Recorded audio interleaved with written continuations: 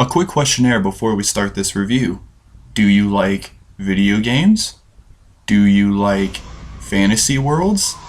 Do you like shows with bright colors that give you cataracts?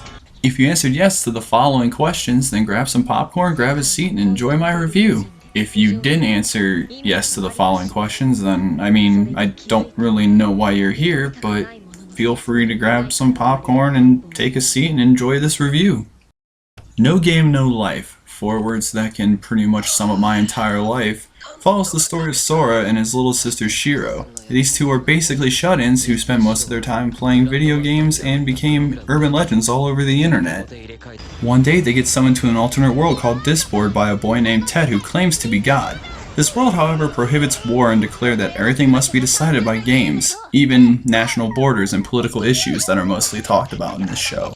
With humanity slowly on the decline as it only has one remaining city left, it's up to this no-good brother-sister duo to become the saviors of humanity and ultimately conquer Disboard and defeat God.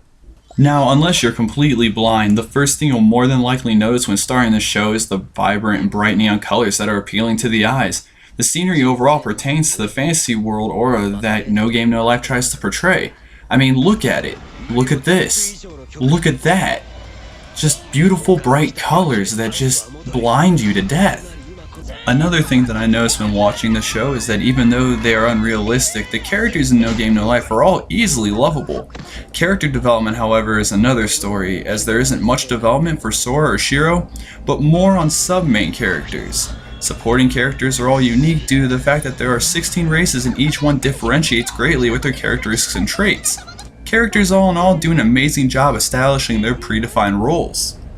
The one thing that I liked a lot that this show did is it bases itself around the 10 Commandments which uphold the law of Disboard. That, and if one thing comes to mind about this show, it would be the entertainment value it gives off. Fan service is apparent in the show, but doesn't really take anything away from the show as a whole. Overall, I really enjoyed the show more than I thought I would, and I'm really hoping that there will be a second season announced because, they can't just end the series the way they did in my opinion. Sora and Shiro challenge God. That alone should easily be a sign that another season is bound to happen, right? I highly recommend this show to anyone as the story is good, characters are lovable, and the overall premise is enjoyable.